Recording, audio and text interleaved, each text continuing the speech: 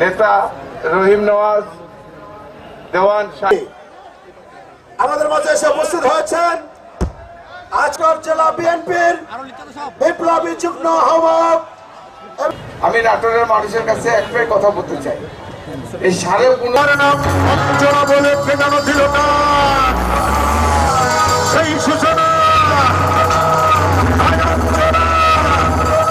সেই অঞ্জনা এই মনের মাটিকে জ্বালিয়ে পুড়িয়ে জীবন করেছে।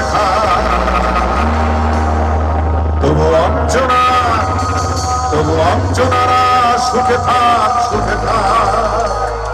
1 2 3 4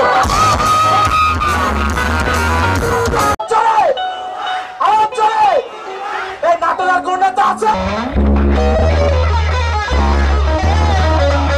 একজন নেতা আছে, কে আছে? আরো জোরে কে আছে?